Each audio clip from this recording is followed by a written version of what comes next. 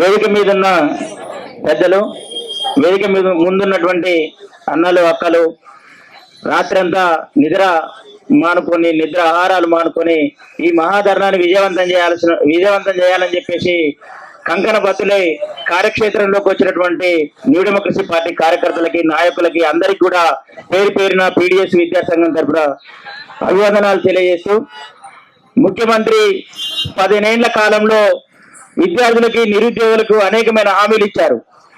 6 గ్యారంటీల మాత్రం 600 హామీలు ఇచ్చారు. ఈ 600 హామీలు కాకుండానే ఎస్సీ డిక్లరేషన్ పేరుతోని, వరంగల్ రైతు డిక్లరేషన్ పేరుతోని, హైదరాబాద్ యూత్ డిక్లరేషన్ పేరుతోని అనేకమైన హామీలు ఇచ్చారు. ముఖ్యంగా ఈ దాంట్లో ఫీజు రియంబర్స్మెంట్, స్కాలర్షిప్లు విడుదల చేయాల్సిన అవసరం ఈ రోజు రాష్ట్ర ప్రభుత్వం మీద ఉంది. అదేవిధంగా గురుకుల విద్యార్థులకు సంబంధించినటువంటి 78 మంది విద్యార్థులు ఇప్పటి వరకు ఆత్మహత్యలు చేసుకున్నారు. ఈ ఆత్మహత్యల మీద ఆపి వాళ్ళకి నాణ్యమైన విద్యను అందించాల్సిన అవసరం ఈ రాష్ట్ర ప్రభుత్వం మీద ఉంది. అట్లనే తెలంగాణ రాష్ట్రంలో ఉన్నటువంటి అనేకమైన యూనివర్సిటీలు మొత్తం కూడా కనీసం అక్కడ ఫుల్ టైం లెక్చరర్స్ లేక, మొత్తం నిధులు లేక సతమతమవుతున్న పరిస్థితి ఉంది. ఆ సమస్యను పరిష్కరించాల్సిన అవసరం ఉంది. అదేవిధంగా ఈ రాష్ట్రంలో పేద బడుగు బలైన వర్గాల విద్యార్థులు చదువుకున్నటువంటి ప్రభుత్వ స్కూళ్ల మీద, కాలేజీల మీద, అదేవిధంగా యూనివర్సిటీ మీద ప్రత్యేకమైన శ్రద్ధ పెట్టి వాళ్ళు ఈ యూనివర్సిటీని బాగా చేయాల్సిన అవసరం ఉంది. మేము కూడా తెలంగాణ రాష్ట్రంలో ఒక ప్రజాస్వామ్యమైన పాలన చేయడం కోసం ప్రజాస్వామ్యమైన పాలన రావాలని చెప్పేసి జాగో తెలంగాణ ప్రజాస్వామిక వేదిక ఆధ్వర్యంలో ఆ రోజు బీఆర్ఎస్ పార్టీ బీజేపీ పార్టీకి వ్యతిరేకంగా మేము పోరాటం చేసినాం. ప్రధానంగా దాంట్లో ఆకునూరి మురళి గారు ప్రధానమైన పాత్ర వహించారు. ఈ రోజు ఆకునూరి మురళి గారే తెలంగాణ రాష్ట్రానికి విద్యాశాఖ కమిషనర్ గా ఉన్నారు.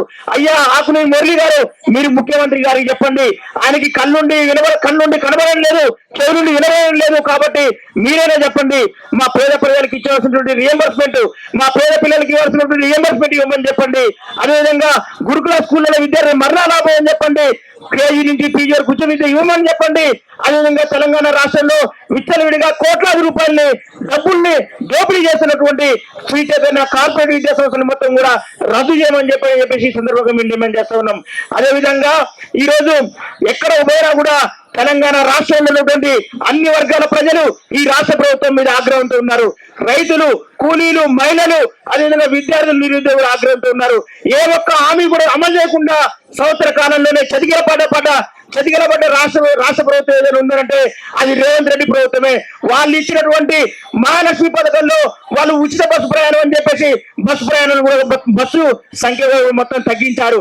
అదేవిధంగా ఈ రోజు 500 గ్యాస్ అని చెప్పేసి మొత్తం కూడా ఎక్కడ రాని పరిస్థితి ఉంది.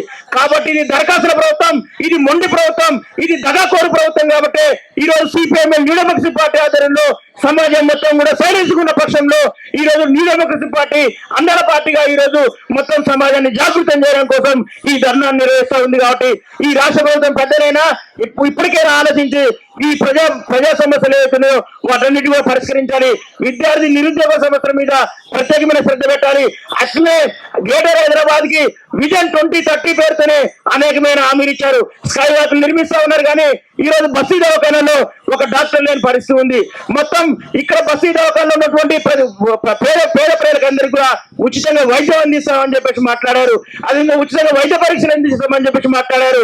అదేవిధంగా పేద ప్రజలకు సంబంధించినటువంటి ఇండ్ల మీద ట్యాక్సులు భరాయించామని చెప్పేసి మాట్లాడారు. కానీ ఎక్కడ కూడా హామీ అమలు చేయలేదు. కాబట్టి ఈ ధర్నా నిర్వహిస్తా ఉన్నాం. కాబట్టి ఇప్పటికైనా ఈ ధర్నా సాక్షిగా మీరు ఇప్పుడు ఈ ధర్నాని తోడైనా మీరందరూ కూడా ఈ ప్రజలకు ఇచ్చిన హామీలు అమలు చేయాలని చెప్పి డిమాండ్ చేస్తున్నాం. లేని పక్షంలో పెద్ద ఎత్తున ఉద్యమిస్తామని చెప్పేసి ఈ రేవంత్ రెడ్డి సర్కార్కి ఈ ధర్నా సాక్షిగా అడ్డు నిర్మిస్తూ నాకు అవకాశం ఇచ్చిన మీ అందరూ కూడా ధన్యవాదాలు.